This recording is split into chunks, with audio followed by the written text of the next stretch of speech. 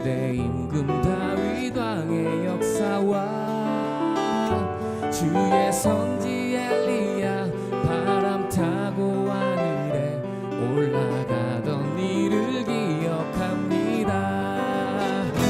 예수 세상 계실 때 많은 곳에 가시고 십자가에 달려 돌아가시니 어머니가 읽으며 눈물 많이 흘린 것 지금까지 내가 기억합니다.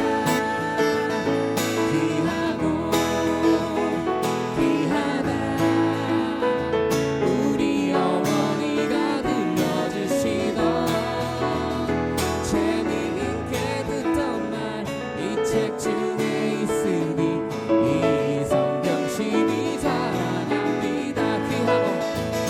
귀하고 귀하다 우리 어머니가 들려주시던 재미있게 듣던 말 이 책 중에 있으니 이 성경심이 자랑합니다.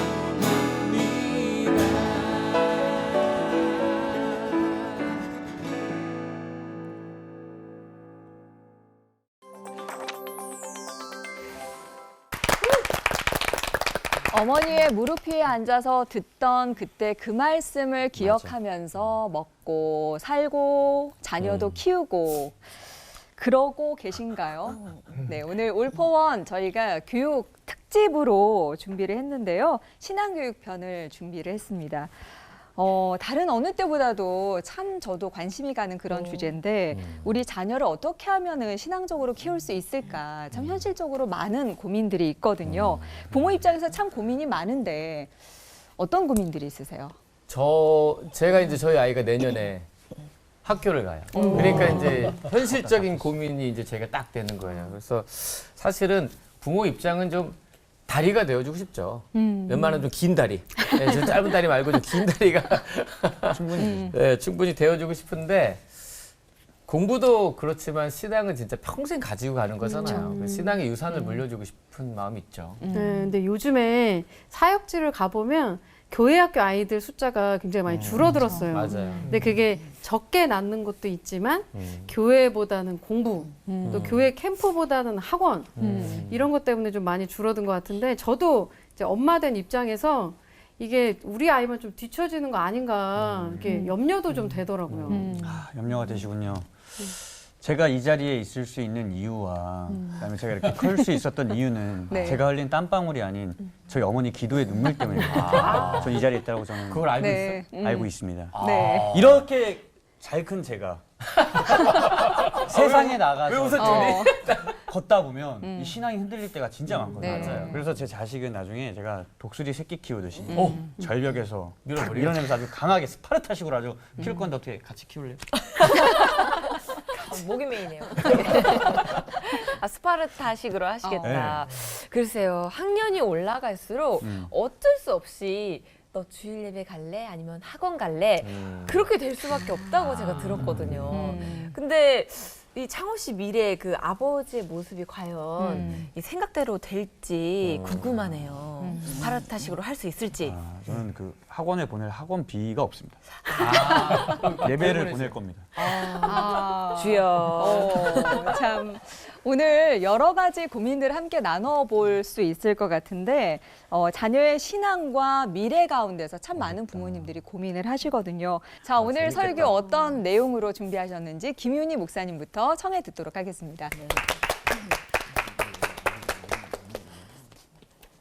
글쎄 어떻게 보면 우리한테는 목회자들한테는 당연한 질문으로 하니까 좀 당황스러운 면이 있기도 합니다. 그래서 이제 좀 고민이 되긴 하는데요. 제가 이제 올포원 언젠가 이런 얘기를 한 적이 있어요. 아이들은 taught, 그러니까 말로 가르치는 면이 있지만 그러나 대부분은 caught. 그건 뭐냐면 부모의 행동, 말이 아닌 또 표정, 또 보이지 않게 전달되는 가치관, 또 간접적인 말 속에서 전달되는 생각들을 캐치한다는 거예요. 그게 더 많은 부분을 형성한다는 거죠. 근데 학원 갈래, 교회 갈래. 이런 것을 가지고 고민하는 부모라면 이미 그 속에 많은 메시지들이 전달이 되고 있다는 거죠. 뭐냐면 이 아이들이 봤을 때 저 두 가지가 선택이라는 카테고리에 들어 있구나라는 메시지가 전달되고 있고요. 또 우리 부모는 저거를 고민하고 있구나, 갈팡질팡 할 만큼 신앙이 확고하지도 않다는 걸 전달하고 있고요. 학원도 옵션 푸시할 수 있는 버튼이구나 라고 생각을 할 거고요. 또 아이들이 언제든지 하나님과 학원이 동일한 정도의 무게중심을 가지고 있다라고 가치관이 쑥 들어오는 거죠. 그러면 또 아이들에게 살아감에 있어서 하나님이 성공을 주실지 학원이 성공을 주실지 잘 모르니까 비교하면서 계산도 해봐야 되지 않는 문제로 이미 제시를 하고 있다는 거예요. 그 단순한 질문이 부모의 고민이 아이들의 가치관을 너무나 많이 형성해 버린다는 거죠. 삶 속에 쑥 들어와서 한 번 그 말을 뱉으면 그 다음에는 힘들어져요. 이미 쏟아부은 물과 같아요. 그래서 신앙은 단순 교육으로 되는 거는 아닙니다. 부모님의 신앙의 유산이 전달되는 겁니다. 그러니까 부모님이 늘 주일 예배를 최우선으로 지키면서 그냥 그건 옵션도 아니고 학원의 학자도 꺼내지 않고 당연한 어떤 가정에 당연시되는 그렇죠. 그게 뭐 질문이 있거나 무슨 뭐 이슈가 되는 게 아니라면 아이들도 그냥 그렇게 따라오지는 경향이 있지 않을까. 사실 제가 그렇게 컸기 때문에 생각하는 면이 있고요. 그럼에도 불구하고 이제 아이들가 뭐 축구부인데 어쩌다가 이제 주일날 이 축구 대회가 걸렸는데 주전이에요. 그리고 공격수예요. 그러면 빠지면 축구부 전체에 영향을 미치겠죠. 경기 날짜는 잡혔고 이제 그럴 때는 좀 같이 고민하는 것이 필요합니다. 그러니까 이것이 축구부가 옵션이라 그런 게 아니라 이 교회 가는 문제가 너무나 소중한데 이 아이의 책임이 있기 때문에 그럼 이 아이와 함께 뭐 예배를 미리 간다든지 고민을 굉장히 깊숙이 하면서 아이와 대화를 할 때 아이는 뭘 배우냐면요. 와, 이게 나중에 커서 내가 출장을 가거나 또 어떤 이슈가 있을 때 와, 이거는 그냥 내가 단순하게 그래 이렇게 해야지 결정되는 문제가 아니라 부모님이 이렇게까지 심각하게 엄마 아빠가 앉아서 이 문제를 어떻게 할까 하는 것을 받아들이게 됩니다. 그럼에도 불구하고 아이가 꼭 가야 된다면 같이 기도도 하고 뭐 여러 가지 방편을 해서 아이가 조금 편안한 대로 왜 그러냐면 그 아이한테 신앙을 강요까지는 할 수는 없어요. 그죠? 그래서 교회에 앉혀놓는다면 잘못하면 하나님에 대한 불만, 부모에 대한 불만, 또 자기의 책임감을 저버렸다는 거 이런 모든 것들이 신앙에 대한 부정적인 영향으로도 다가올 수 있다는 겁니다. 그래서 그 프로세스를 가리키는 것도 어마어마한 신앙 교육이 된다는 겁니다. 그래서 이 신앙이라는 건요. 단순히 이번 주일날 가고 안 가고의 문제가 아니라 아이들과 늘 대화하면서 인생의 기초를 쌓는 문제라는 것을 가르쳐 주면 됩니다. 그러니까 이제 어떤 사람이 그냥 형식적으로 어느 분은 뭐 외국에 가서 도박을 하다가도 주일날은 그 교회에 온대요. 그러니까 그게 뭐냐면 그게 뭐냐면 사실은 그게 종교 생활화된 거죠. 왜 오겠어요? 도박을 하는 사람이라면 하나님을 경외하지 않죠. 그럼 왜 와요? 왜냐하면 와야 자기가 하는 장사가 잘 되니까. 그러니까 이제 그렇죠. 도박도 더 잘 되고. 그러니까 이미 종교 생활화된 거지 신앙이 아니라는 겁니다. 그래서 신앙에 있어서는 한 3가지 정도를 기억하면 좋을 것 같아요. 하나는 하나님과 경외하는 관계를 만들어줘야 된다는 겁니다. 트롯에 이미자 씨가 나타나니까 트롯계의 젊은 그 친구들이 막 난리가 아니에요. 황송해서. 그죠? 그만큼 존경한다는 거죠. 그러니까 하나님은 아이들 마음속에 뭐 주일날 이번 주 가고 안 가고 뭐 그게 아니에요. 깊이 존경하는 마음을 경외하는 그것이 지식의 근본이라 그랬죠. 그것을 심어주는 거. 그 다음에 삶의 기초라는 건 뭐냐면 내가 학원 가는 것도 왜 그분의 삶의 뜻대로, 그분이 나의 삶에 계획한 뜻대로 살아야 하기 때문에 학원도 가는 거지, 기초가 없는데 결국은 그 위에 쌓는 삶은 부실할 수밖에 없다는 것이 평소에 전달돼야 되는 거죠.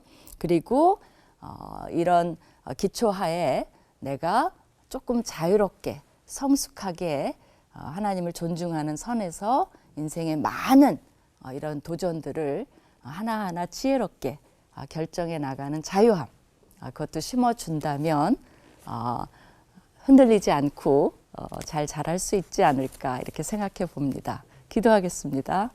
하나님, 이렇게 정말 중요한 이슈입니다. 주님이 지혜 주시고 우리 신앙의 부모들이 이 세태 속에서 자녀를 키울 때 고민이 많이 있습니다. 하나 함께 하여 주시고 우리 자녀들 흔들흔들 하는 것 같지만 주님께서 중심을 늘 잡아 주시옵소서. 감사드리며 예수님 이름으로 기도합니다. 아멘. 아멘. 감사합니다.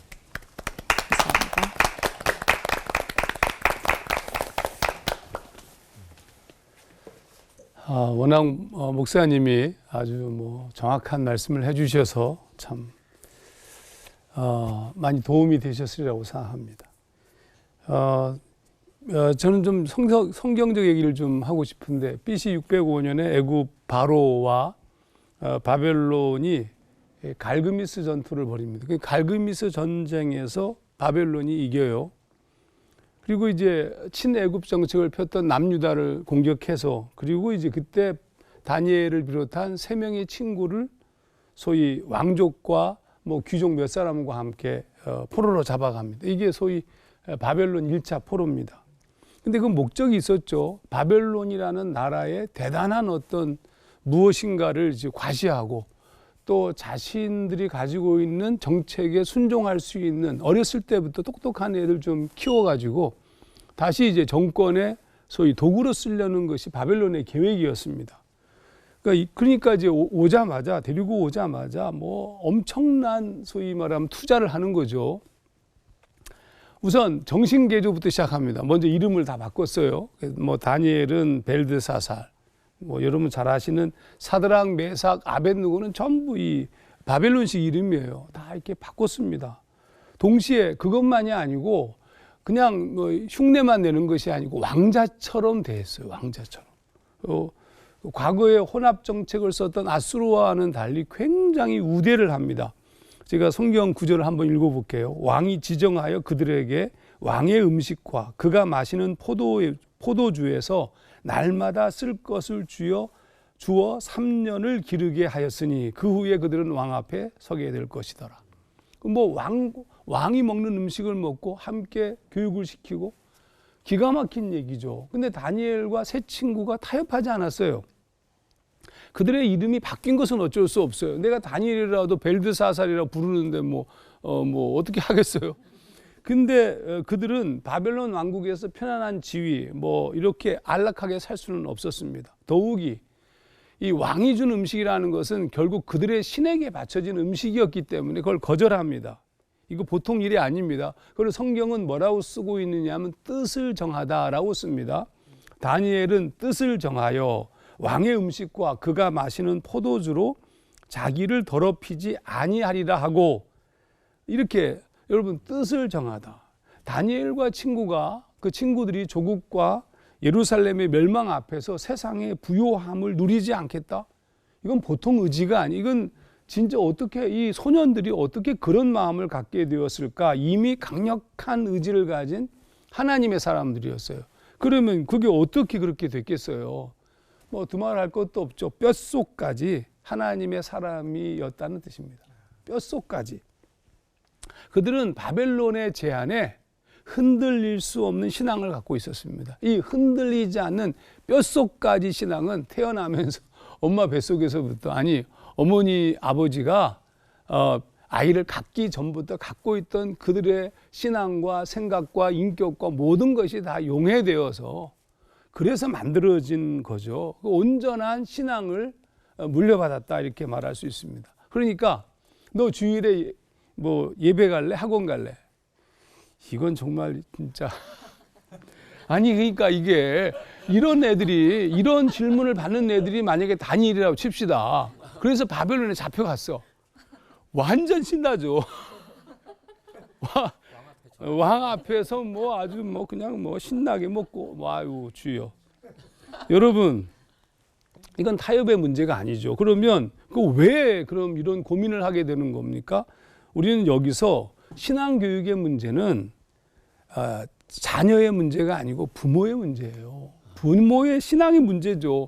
부모 자신이 가져온 그동안의 신앙의 태도가 우리 아이들의 신앙을 결정해 버렸어요. 그러니까 아이들이 그렇게 행동하잖아요. 그러면 어머니가 아버지가 그렇게 지금까지 살아왔어요.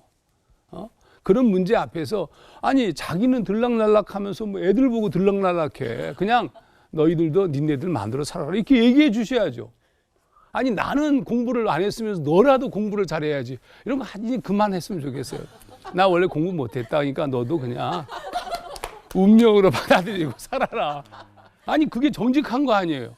원래 안 돼. 스트레스만 받고 죽고 싶죠. 오늘 시대의 문제는 이미 학교와 학력의 문제를 넘어섰어요. 과거에는 학교와 학력 뭐 이런 문제였는데 지금은 가치와 세계관의 문제로 완전히 바뀌었습니다. 어떤 정신을 가지고 이 세상을 살 것인가 하는 문제가 우리 앞에 있는 거죠. 또 하나님께서 쓰시는 사람은 어떤 사람이냐, 학력이나 이런 게 아니에요. 어떤 정신, 어떤 생각, 어떤 믿음을 갖고 있는 어떤 존재인지를 물으시죠. 그러니까 우리가 지금 이 세상에서 이 지배적인 이 진화론적 세계관에 의해서 만들어진 차등화된 어떤 계급적 개념으로 물질이라든지 권력이라든지 학력을 생각하는 것을 빨리 버리게 해야 돼요. 근데 우리는 아직도 너 주일에 예배 갈래? 학원 갈래? 라는 말을 던지는 그 속에 그런 차별화되고 서열화된 그런 인식을 갖고 있다는 뜻이죠. 하나님은 우리의 삶의 이유이고 예배이고 목적이죠. 그러면 그 하나님을 맞아들이는 사람들은 행복한 거예요. 그 직업이 세상이 볼 때 블루칼라 조금 사람들이 별로 싫어하는 직업이라 할지라도 행복한 거죠. 아니 그게 중요한 거죠. 어떤 사람으로 사는가가 중요한 것이지 어떤 직업으로 사는가가 중요한 겁니까? 여기에 걸려 있어요. 하나님의 사람들로 언제부터 이제 우리 늘 청년들 보고 얘기하는데 결혼하기 전부터 자녀를 위해서 기도하고 준비해야죠. 아이를 낳으면 또 그렇게 기도하면서 이 세상에서 쓸모 있는 사람으로 세우는 것은 우리의 사명입니다. 그래서 세속적으로 성공하고 부유할지라도 탐욕과 이기적 욕망에 사로잡힌 세상 사람이 아니라 하나님의 사람으로 살 수 있도록 그렇게 우리가 잘 키워야 되지 않겠어요? 그렇죠? 같이 기도하겠습니다. 하나님 아버지, 우리가 놓치고 있는 삶의 부분이 참 너무 많습니다. 그래서 우리 이 세상이 흘러가고 있는 흐름에 나도 모르는 사이에 거기에 휘감겨서 뭔가를 판단하지 못하는 그런 부모, 그런 모습이 되었는지 모르겠습니다. 우리부터 먼저 하나님 앞에 바르게 서게 하시고 우리 아이의 문제를 바라보도록 도우시옵소서. 감사드리며 예수님 이름으로 기도하옵나이다. 아멘. 아멘. 예, 두 분 목사님 설교를 들으니까 뭔가 좀 정리가 되는 것 같죠. 예, 명확해진다는 그런 느낌을 가지셨을 때 저도 마찬가지였습니다. 자, 그럼 제 설교는 실전편입니다. 예, 그럼 실제적으로 이것을 어떻게 우리의 삶에 적용할 것인가? 혹시 여러분 그 요나단 신드롬이라고 들어보셨습니까? 요나단 하니까 다윗의 친구 요나단 기억하시죠? 그런데 오늘 말씀을 한번 보십시오. 사사기 18장 30절 아마 깜짝 놀라실 겁니다. 단 자손이 자기들을 위하여 그 새긴 신상을 세웠고 모세의 손자요 게르솜의 아들인 요나단과 그의 자손은 단 지파의 제사장이 되어 그 땅 백성이 사로잡히는 날까지 이르렀더라. 자, 여기서 말하는 요나단은 모세의 손자입니다. 모세의 아들 게르솜의 아들인 요나단. 무슨 문제가 있었을까요? 모세의 손자가요, 이방신을 섬기는, 우상을 섬기는 제사장이 됩니다. 누구 손자가요? 모세의 손자가.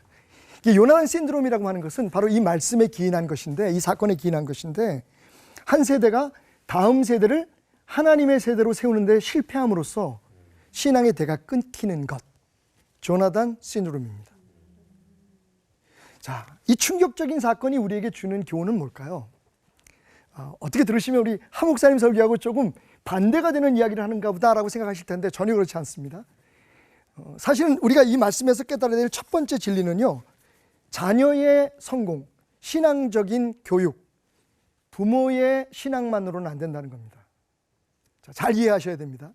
분명히 부모의 신앙이 자녀들에게 전달되는 건 맞는데, 제가 아까 실전편이라고 말씀드렸죠. 그동안 한국교회 부모님들의 자녀 교육에 대한 신앙은 어떤 거였냐? 내가 기도 열심히 하면, 내가 교회 열심히 봉사하면, 내가 작정기도하고 하나님 앞에 덕을 쌓으면, 무슨 어떤 그 헌신을 하면 우리 자녀들을 하나님께서 책임져 주시겠지. 사실은 그게 함정이었습니다. 그죠? 여러분, 모세가 우리가 성경에서 얘기하는 것처럼 모세 같은 선지자가 없었어요. 그죠? 하나님께서 말씀하신 모세 같은 사람이 없었어요. 그런데 여러분, 이대를 가지 못해서 우상을 섬기는 사람, 모세가 누굽니까? 정말 우상을 섬기지 말라고 하는 말을 선포했던 사람이잖아요. 그런데 보십시오. 그 모세의 손자가 우상을 섬기는 사람이 돼요. 예배가 없었을까요? 모세의 집안에 주일날 함께 가서 드리는 예배가 없었겠습니까? 우리로 표현하자면 제사가 없었습니까? 아닙니다. 문제는 아까 목사님들이 말씀하신 것처럼 삶의 현장에서 진짜 이루어져야 될 신앙교육이 안 됐다는 거죠. 그죠? 그러니까 그동안 제가 이렇게 말씀드리는 건 좀 지나칠 수 있지만 제가 봤던 한국교회 그 부모님들의 신앙교육의 문제점이에요. 밤을 새워서 기도하십니다. 그런데 그 신앙이 다음 때에 이어지질 않아요. 자, 그러면 당연히 자녀들의 신앙의 문제라는 거죠. 그 우리의 역할이 뭡니까? 자녀들을 위해서 기도하고 자녀들을 위해서 덕을 쌓는 게 아니에요. 이건 다른 종교에 사는 이야기와 별 다를 바가 없습니다. 자녀들 스스로 아까 말씀하셨던 것처럼 선택할 수 있도록. 그런데 이 교육 방법이 사실은 우리가 세상적인 신앙 그 교육 방법에서 배울 게 많다는 거죠. 우리는 지금 설득을 못해요. 아이들 스스로 선택할 수 있도록 해야 되거든요. 그런데 지금 말하자면 교회가 제 딸아이가 미션 스쿨 나왔어요. 미술을 공부하는데 와서 저한테 어느 날 그런 얘기를 해요. 아빠, 큰일 났어요. 왜? 아이들이 이 학교 졸업하면 교회 절대로 안 간대요. 그러니까 억지로 오는 거예요. 일단 한 가지 좀 곁길로 나가는 말이지만 좀 교회 좀 재밌게 해주셨으면 좋겠어요. 제가 말하는 재미라는 얘기는 아이들이 가서 앉아 있을 수 있는 공간을 만들어 주라는 거죠. 지금 우리는 계속 아이들에게 뭔가를 강요하고 있어요. 제가 이 얘기를 할 때마다 흥분하는 이유는 제가 목사 아들로 자라나면서 저는 거의 세뇌를 받았다고 생각했어요. 근데 지금 너무 그게 감사한데 필요해요. 필요한데 세대가 바뀌었어요. 아이들은 옛날에 그 조세핀 김 그 교수님 강의를 들으면서 제가 굉장히 은혜를 받았는데 그런 얘기를 하더라고요. 옛날에 아버지가 열심히 일하고 밤에 돌아오면 우리를 위해서 저렇게 고생하셨구나라고 얘기를 하는데 요즘 아이들은 뭐라고 얘기하냐면 자기가 좋아서 하는 일인데 뭐 할 일 한 건데 뭐라고 얘기를 한다는 거죠. 물론 다 그렇진 않겠지만 그런 세대에 우리가 신앙교육을 어떻게 해야 되느냐. 아빠가 널 위해서 열심히 기도하고 있어. 너는 그러니까 주일날 예배만 참석해. 그러면 돼. 라고 하는 교육은 이제 그만이라는 거죠. 자, 그래서 사실은 실전적으로 제가 오늘 여기 그 테필린이라고 하는 이 그 좀 특별한 물건을 가지고 왔습니다. 유대인들이 2500년 동안 나라를 잃고 디아스포라 방황을 했잖아요. 근데 2500년 그 후에 1948년에 5월 14일에 그 다시 시온으로 돌아와서 예루살렘을 복원하고 이스라엘을 건국합니다. 재건합니다. 그런데 놀랍게도 그들의 신앙과 전통이 그대로 이어지죠. 그 이유 중에 하나가 이 조그만 2개의 상자 안에 있다고 말합니다. 테필린은요, 어떤 물건이냐면 이마에 우리가 신명기 6장 4절 말씀에 쉐마 이스라엘이라는 그 말씀 있잖아요. 하나님 여호와는 유일하신 하나님이시다 라고 하는 말씀. 그 하나님을 마음과 뜻과 힘을 다해서 사랑해라. 그리고 그 사상을, 그 신앙을 자녀들의 이마에, 미간에, 그리고 팔목에 붙여. 이스라엘 사람들이 이걸 실제적으로 한 거예요. 2500년 동안. 그래서 아버지와 아들들이 13세 이상의 장년이 된 남자아이들은 이건 이마에 이렇게, 사실은 이제 제가 여기서 시간이 없어서 시연을 못 해드리는데 이마에 그리고 이 팔목에 직접 붙이고 매일 하나님 앞에 그 말씀을 외우면서 기도합니다. 그러니까 주일날 한번 교회 가는 것으로, 그리고 내가 아이들을 위해서 기도하고 헌신하고 헌금하고 공을 쌓는 것으로 우리 아이들이 잘 될 거야. 그 사이에 아이들은 저 멀리 가 있는 거죠. 어찌 보면 세 분 목사님들이 하는 설교가 같은 의미로 여러분에게 전달될 텐데 사실은요, 매일매일의 삶의 교육이 필요합니다. 그래서 오늘 이 테필린 같은 어떤 그 유대인들의 교육에서 뭐 이걸 붙이는 건 이건 뭐 거의 뭐 부적이나 그런 것 같잖아요. 우리가 그걸 하자는 게 아니라 매일매일 삶 속에서 꾸준히 아이들에게 가치관, 세계관, 하나님은 유일하신 하나님이다. 하나님만이 내 삶의 주인이다라고 하는 것을 심어주는 것. 여러분이 먼저 하셔야 됩니다. 기도합시다. 하나님, 부족한 종이 잘못 전한 말씀 있으면 지워주시고, 하나님 꼭 이 종의 입을 통해서 전하기를 원하셨던 말씀이 있으면 그 뼈와 그 살 속에 하나님 남겨주옵소서. 대한민국 교회가 살아나기 원합니다. 가정들이 하나님 말씀대로 축복으로 가득 차기 원합니다. 우리의 다음 세대가 하나님을 경외하고 섬기는 세대 되기 원합니다. 예수님의 이름으로 기도드렸습니다. 아멘.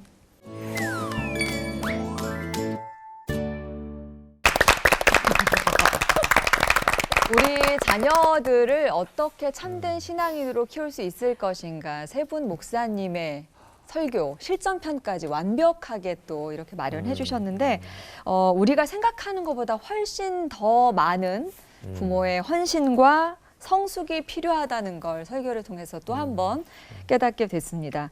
많은 부모님들이 공감하시는 부분이 있을 것 같은데요. 오늘 현실적인 질문들부터 좀 드려볼까요?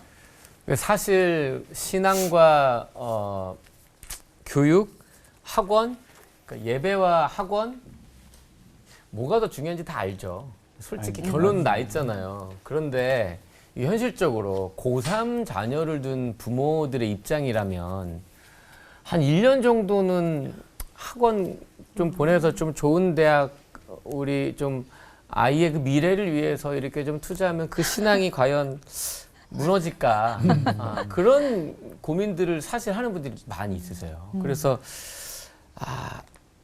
이런 생각을 하는 분들이 사실 많을 테고 공통적일 텐데 위험한 걸까요, 목사님들?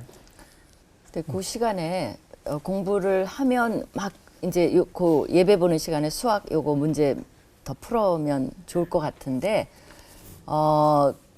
그것 때문에 이제 고3이 이제 공부를 못한다 그러면 사실 그건 공부 못하는 거예요. 소용없어요, 사실은. 맞습니다. 네, 네. 그거를 부모님이 일단은 알아야 되고요. 그 다음에 진짜 죄송한데 여기서 리액션 누가 제일 크게 하셨냐면 고3 부모입니다. 맞습니다. 이게 고3 부모. 근데 그거를 이제 인식을 해야 되고요. 그 다음에 이 아이들에게 그런 강요를 해서라도 좀 쉼을 줘야 돼요. 그 시간이 참 필요해요. 이제 나중에 좀 시간이 되면 좀 더 얘기를 할 텐데 이제 그런 것도 있고요. 요새 이제 고등학교에 어떤 선생님의 교목의 글을 읽어보니까 이런 글들이 붙어 있대요, 교실에. 대학 가서 미팅할래, 공장 가서 미싱할래. 지금 성적이 미래의 월급이다. 1시간 더 공부하면 미래 마누라 얼굴이 바뀐다.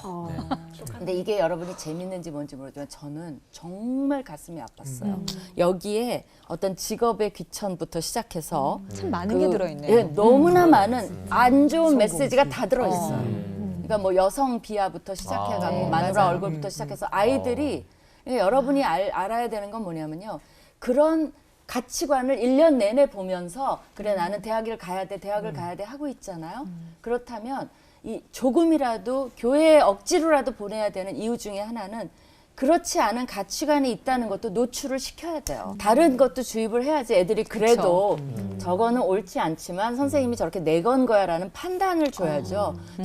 그거에 수혜가 돼서 그리고 이제 좋은 학교를 못 간 사람은 그거대로 나는 마누라도 이제 글렀고 이제는 월급도 망쳤고 내 인생은 종쳤어. 그렇게 생각하면 그게 말이 다 안 아니죠. 돼요. 말이 안 되죠. 그러니까 사실은 지금 말씀하신 것처럼 가치관 싸움이거든요. 네. 그러니까 신앙적인 가치관을 가지려면 부모님들의 생각이 지금 그 말씀하신 것처럼 우리도 다 그렇게 생각해요. 좋은 학교 들어가야 되고 그게 성공이고, 그죠? 그 또 뭐 그 좋은 회사 취직해야 되고, 뭐 또 결혼도 잘해야 되고, 공부 잘해야지. 이게 모든 게 다 거기에 지금 우리의 가치관이 딱 픽스가 돼 있잖아요. 그죠? 근데 생각해 보면 우리 어렸을 때 그래서 저희도 굉장히 상처받는 친구가 많았는데 우리 나이 때에는 교회에서 열심히 일하는 친구 치고 좋은 학교 들어간 친구들이 없었어요. 교회 열심히 하면 하나님 다 책임져 준다는데 안 책임져 주시더라고. 지금 내 얘기하고 있는 거야. 근데 그런 것들이 혼란이 오는 거예요. 왜냐하면 아까 말씀드렸던 것처럼 우리가 축구장에서 핸드볼 하는 사람들처럼 우리는 손으로 싸우는데 거긴 그렇게 하면 안 되는 곳이라고. 그런데 집에서 부모님들은 기도하는데 네가 좋은 대학 가기를 원해. 그걸 위해서 기도하고 있어. 네가 성공을 위해서 엄마는 지금 금식기도 들어갔단다. 100일 기도. 그러니까 이게 지금 혼란이 혼란이 되네요. 성공이 무엇인지에 대한 그렇죠. 기준 자체가 그렇죠. 다를 수 언젠가 있겠네요. 그걸 좀 한번 다뤘으면 좋겠는데 일단 저는 가치관 싸움이라고 생각해요. 이걸 매일매일 삶 속에서 우리가 말하고 그리고 지금 교회를 교회 다니는 걸 교육하는 건가요? 아니면 하나님 경외하는 걸 교육하는 건가요? 그러니까 그것도 또 가치관의 문제예요. 우리는 교회만 데려가면 주일 예배만 참석하면 이 아이들이 신앙이 좋아질 거라고 생각하는데 거기서 아이들은 일을 갈아요.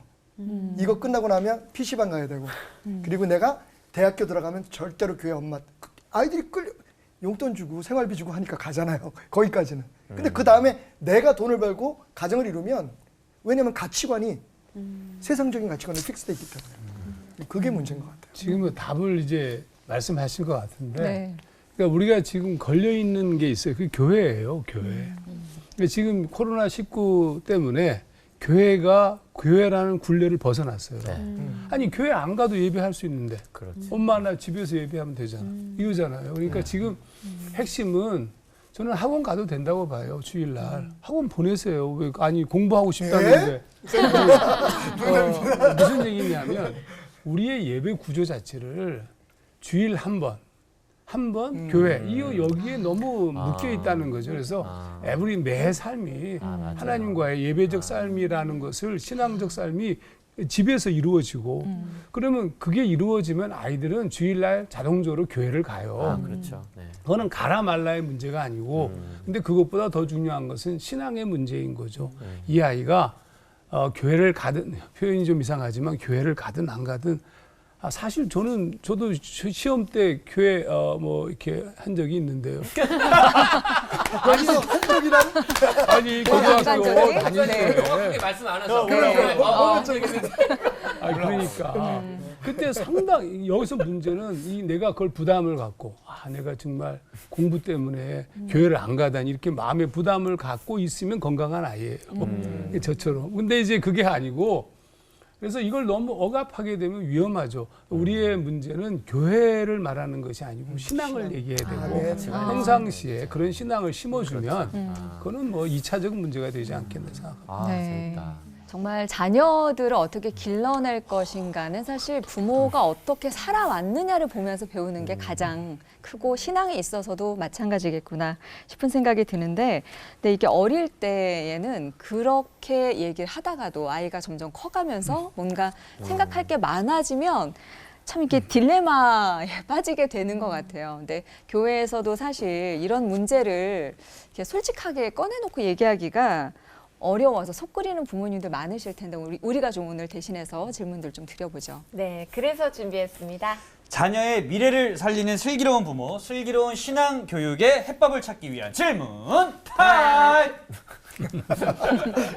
텐션이 높아오는. 오늘 좀 이제 미래를 위해서 오늘 공부한다라고 생각하면서 네. 질문을 한번 드려보고 싶습니다. 먼저 김윤희 목사님께 질문 드려보겠습니다. 이거는 항상 저희 부모님도 항상 얘기하시는 고민이셨을 것 같아요. 모든 부모들이 내 자녀가 신앙생활도 잘하고 공부도 잘했으면 항상 진짜 다 바라시잖아요. 근데 아이가 신앙생활은 1등인데 학업 성적은 꼴찌면 이런 게 또 이제 부모님의 고민이 되신다면 재밌겠다.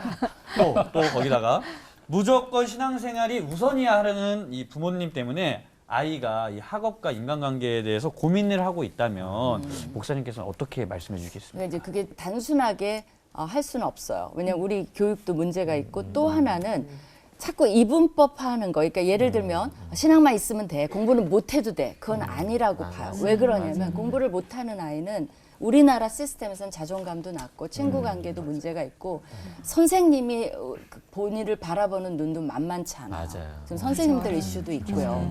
또 아이들이 다 같이 바라보는 눈도 있고 공부만 잘하면 일단 우러러보는 것도 있고 이게 너무 복합적이라 우리가 그렇게 하는 것보다는 일단은 이제 신앙이 기초가 되는 게 왜 중요한 것인가도 가르쳐 주고요.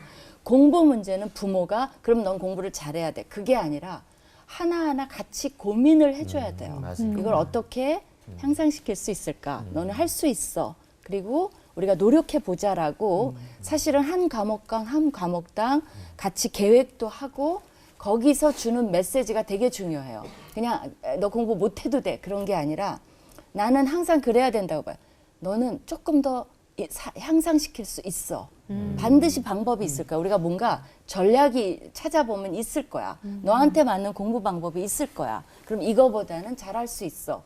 근데 이제 거기서 던지는 메시지가 아이들도 다 생각해요. 그래 이게 나도 가야 되는구나. 그런 메시지도 주고요. 그러니까 사실 여기서 우리가 그러니까 이거다 저거다 하기는 쉽지 않지만 그런 과정에 함께 하면 아이들이 이제 성숙해요. 아이들이 의외로 소화하기 시작한다는 거죠. 이 두 가지를. 하정아 목사님께 질문을 드릴게요.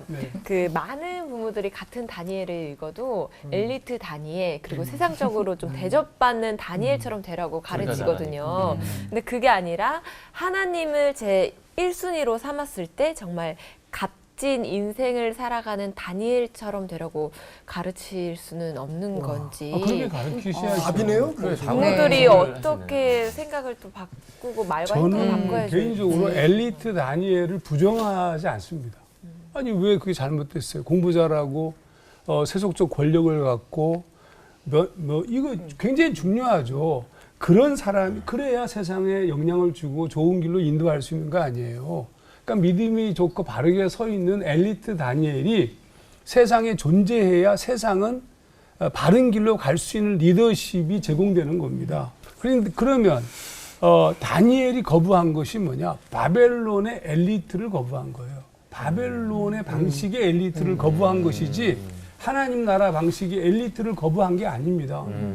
똑같죠. 이 세상에서 열심히 공부해서 좋은 대학 가 그거는 바벨론의 엘리트일 수 있어요. 근데 하나님의 마음을 가진 자의 열심히 공부하는 것은 하나님 나라의 엘리트예요. 네가 이렇게 공부해서 우리 김동원 목사님이 늘 얘기하는 벌어서 공부해서 남주자 하잖아요. 네. 그런 가치를 가지고 있는 사람으로 세우기 위해서 너 열심히 공부해라. 너 열심히 그래. 오늘 이게 또 빗나가는 얘기지만 교회 너 시험 때문에 지금 시간이 아까워서 교회도 갈 수 없어서 너 학원 간다며. 그래 가라.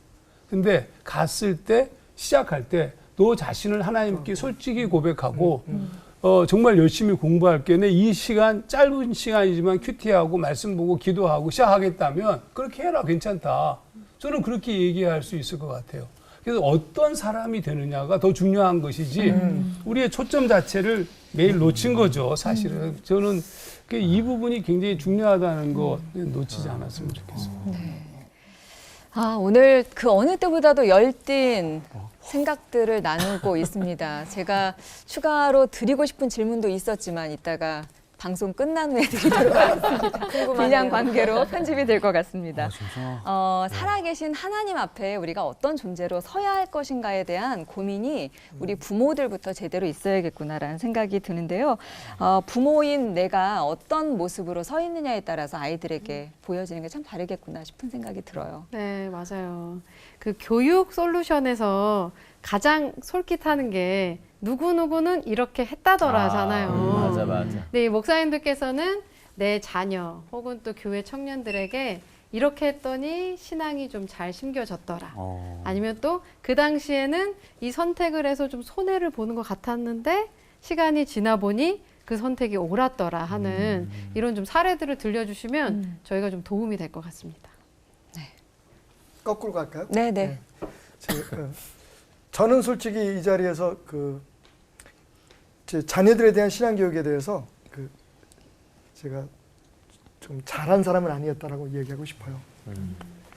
저희 아이들이 아까 잠깐 말씀드렸지만 어린 시절부터 기숙사 생활을 고등학교 때부터 기숙사 생활을 하고 또 하나님이 그 아이들을 좀 특별하게 만드셨어요. 그래서 사실은 이제 과학고, 카이스트 뭐 이런 과정을 들어가면서 저희는 그게 굉장히 자랑거리였어요. 성도들이 오면 사모님한테 사모님 어떻게 해서 그 둘째는 예고, 큰 아이는 과고, 그래서 카이스트 막 이렇게 들어간 거예요. 근데 사실 우리는 별거 한 게 없는데, 근데 그게 굉장히 자랑거리였어요. 그리고 그 아이들이 자랐어요. 정말 다행스러운 건, 정말 감사한 건 하나님이 둘째를 그렇게 훈련시키셔서 선교사로 두 부부를 헌신케 하셨어요. 지금 이제 이 코로나 때문에 섬기던 나라에서 지금 이제 쫓겨나와서 저희 집에 8식구가 살고 있습니다. 근데 큰아이가 문제였어요. 큰아이는 정말 엘리트 코스를 그래서 카이스트에서 10년 박사까지 다 마쳤는데 오 마이 갓. 정말 감사한 건 이 아이가 솔직한 아이였어요. 그래서 전화를 해요, 엄마가. 그것밖에 방법이 없었어요. 왜냐면 유성에 있으니까. 오늘 교회 갔다 왔니? 네, 어머니 갔다 왔어요. 그런데 아니요? 라고 대답하는 날이 점점 늘어나기 시작했어요. 저는 오늘 혹 늦었다고 생각하시거나 어렵다고 생각하는 분들을 위해서 제가 제 아이들의 케이스를 말씀드리면서 용기를 드리고 싶어요. 근데 하나님 하세요. 그러니까 어차피 지금 우리가 왜 이러냐? 우리가 사는 세상이 은혜로만 사는 세상이 아니에요. 여기가 지금 완벽히 세워진 하나님의 나라가 아니 우리한테는 하나님의 나라지만 세상에 기도하고 해도 사업이 안 되는 사람들은 안 돼요. 맞아요. 왜냐고 묻는다면 그건 죄의 법이 아직도 작동하기 때문이에요. 근데 그런 세상에서 우리의 힘만으로 어떤 방법? 진짜 마지막 내가 붙을 수 있는 건 하나님이었다. 그리고 우리 아들이 지금 잘 준비하고 있어요. 그런 믿음도 돌아오고 있고. 그러니까 이게 우리의 힘만으로는 안 된다는 걸 꼭 말씀드리고 싶었어요. 하나님 하십니다. 저는 우리 교회 얘기 좀 하겠습니다. 저는 저희들한테는 아이가 없어서 우리 교회에는 아이들이 전부 제 아이죠, 당연히. 근데 우리 교회는 좀 이상한 현상이 좀 있어요. 그러니까 예를 들어서 한 가정을 좀 얘기해 보면 평범한 두 남녀가 남편은 아버지는 이제 나중에 예수를 믿게 되었고 또 어머니도 뭐 좀 시원찮은 그런 조금 놀던 그런 둘이 서로 만났어요. 그래서 이제 우리 교회를 다니다가 남자가 이제 예수님을 영접하고 둘이 서로 사랑하게 돼서 서로 결혼하고 제가 주례하고. 근데 이제 저희는 하는 게 꼭 있어요. 뭐냐면 결혼식 할 때부터 제가 주례문을 줘요. 그리고 첫날 밤에 이 주례문으로 결혼 예배 순서지를 같이 줘서 예배를 먼저 드리고 시작해야 된다. 그리고 삶 속에서 아이를 갖게 되면 아이를 갖기 전부터 기도해야 되지만 아이를 가지면 그때부터 그 아이의 엄마의 배 위에 손을 얹고 기도해야 된다. 그리고 반드시 교회 오면 나를 꼭 만나야 된다. 그러면 이제 항상 매주 만나요. 항상 매주 만나서 매주 어머니를 위해서 기도해요. 언제나. 근데 이제 이상한 일이 벌어진 거죠. 그 집안은 그런 종류예요. 그리고 뭐 대단히 무슨 대학원 이렇게 공부한 친구들도 아닌데 두 아이를 낳았는데 큰 아이가 글쎄 계속 이렇게 얘기하니까 이 친구가 뭐 과외도 안 했는데 여자아이인데 과외도 안 했는데 과학고를 들어갔어요. 그리고 지금 공부 잘하죠. 둘째 아이도 영재 학교를 다녀요. 굉장히 똑똑해요. 그러니까 그런데 믿음도 좋아요. 제가 뭘 이렇게 좀 말이 좀 이상하지만 저는 가장 중요한 기초부터 그러니까 가장 중요한 시작부터 아이들 우리나라가 신앙이 무너진 결정적인 이유가 뭐냐? 이게 시작부터 그렇게 안 했어요. 이제 다 문제가 터져가지고 애들이 무슨 대학교 들어가야 되느니 이때 와서 막 헐레벌떡 하는 거예요. 그게 아니고 처음부터 그러니까 우리가 처음부터 다시 회개하고 그리고 다시 지금부터 신앙을 다시 다져가야 돼요. 그 고등학교 그 과학고 다니는 여자아이가 얘가 오면 항상 저하고 허그합니다. 지금 1m 76인데 완전 예뻐요. 아니 그러니까 그 아버지 외에는 나 외에는 없어요.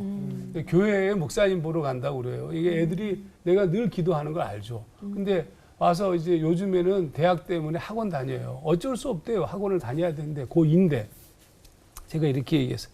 대충 공부해라. 예. 그랬더니 얘가 또 엄마한테 쪼르르 가가지고 엄마가 대충 목사님이 대충 공부해도 된다고 얘기해서 그러면서 이제 엄마가 권사인데 날 찾아와가지고 아니 목사님 그렇게 말씀하시고 아니 그러니까 얘기했지 대단히 충성스럽게 공부하라는 말이다. 대단히 깔깔대고 웃었어요 서로가.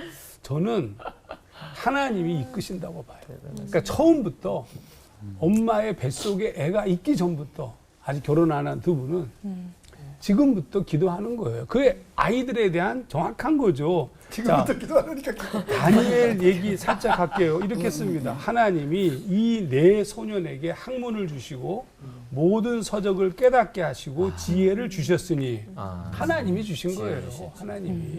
하나님이 그들을 특별하게 이끄시고 역사했다는 뜻입니다.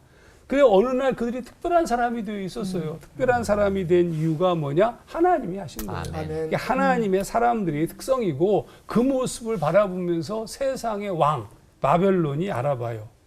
바벨론의 왕이 알아요. 그걸. 그러니까 이게 원칙입니다. 하나님이 축복하시고 하나님의 사람이 세상을 걸어갈 때 세상이 알아봄으로 말미암아 세상이 하나님께로 돌아오는 거.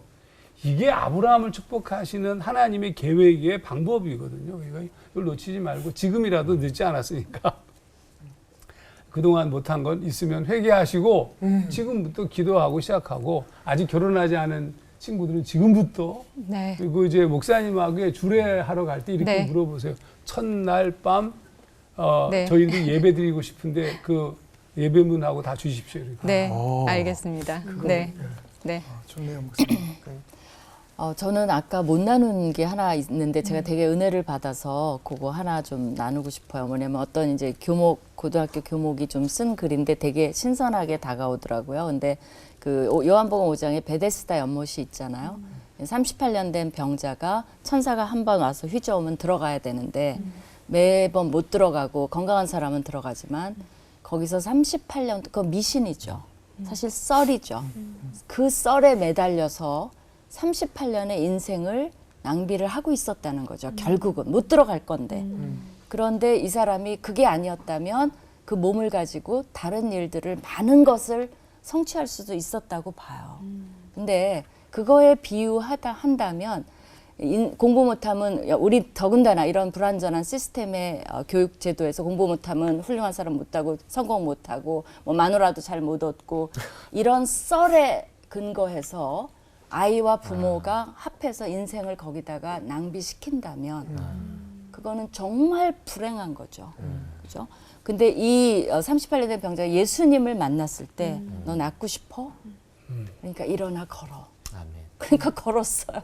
38년이 다 해결이 됐어요. 아멘. 그렇기 때문에 우리가 거기서 이렇다 저렇다도 있을 수 있지만 예수님을 만나면 부모가 지금 걱정하는 모든 것이 해결될 수 있는 가능성은 열리는 거예요. 아멘. 그렇다고 안 하라는 게 아니에요. 그리고 아까 이게 다 종합적으로 우리가 해야 되는 것 같아요. 들어보면 결국은 부모가 본을 보여주고 하나님을 경외하는 모습을 보여주고 기도하고 주일은 절대적으로 질문 없이 섬기고 또 고민해주고 그죠? 그런 모습 속에서 아이가 자란다면 궁극적 그리고 그것의 가치가 절대적은 아니지만 네가 그래도 열심히는 해야 된다. 그리고 방법도 찾아보자. 라고 끊임없이 한다면 제가 보기에는 언젠가는 다다를 거라고 믿어요. 아멘. 그러니까 그런 면에서 너무 걱정하시지 않으셔도 좋을 것 같아요. 네. 부모기 때문에 자녀를 사랑하는 만큼 더 걱정도 많고 불안도 많으시겠지만 그 불안을 하나님께 온전히 드릴 수 있을 때 자녀들도 그 모습을 보고 또 배우는 게 있겠구나 싶은 생각이 듭니다. 자, 오늘 받은 은혜 한마디씩 정리하면서 마칠 텐데요. 신앙교육은 나에게, 우리에게 한마디로 뭐뭐다. 방금 말씀을 끝내신 김은희 목사님. 나에게 한마디로 삶의 기초석을 놓는 것이다. 기초석을 놓는 것이다. 네. 신앙교육은 나에게 한마디로 양보할 수 없는 것이다. 신앙교육은 나에게 인천 상륙작전이다. 이미 다 빼앗긴 것 같은 땅을 다시 되찾는 것이다. 네. 함께 힘을 모아. 네. 자, 마주 씨. 신앙교육은 나에게 스며듭니다. 어머니의 무릎 위에 앉아서 성경책을 들었을 때 살짝 스며드는 것처럼 이제 그 후에는 제가 젖었네 하고 이제 더 젖을 것인지 뭐 그런 게 좀 기초가 있지 않았나. 네. 올포원 활동에서도 또 스며드는 시간이 네, 있었을 것 맞아요. 같네요. 공부는 못했습니다. 네. 자, 창호 씨. 잘 배우신 것 같아서 제가 다 기분이 좋네요. 네. 신앙교육은 나에게 나는 선생님이 아니다. 그러니까 선생님이 돼서 가르치려고 자녀에게 하는 게 아니고 조금의 선배지 그리고 후배니까 선생님은 저기 계시니까 네. 알려주는 거지 강요는 아니다. 네, 신앙교육은 너나 잘해. 너나 네. 너나 잘해. 네. 네, 제가 신앙이 바로 서 있어야 맞아. 아이들도 그렇게 살아갈 수 있을 것 같아요. 네. 기대된다. 신앙교육은 나에게 진짜 로또다. 로또가 인생 역전이 아니라 이게 진짜 인생 역전이라는 걸 아이들에게 알려줄 수 있을 것 같아서. 네. 자, 오늘 끝인사는 신앙유산을 물려주고 물려받는 영적 상속자들답게 외치면서 마치도록 하죠. 네. 우리 아이 100년을 살리는 신앙 유산으로 하나 되는 시간. 올보. 이거 아니야?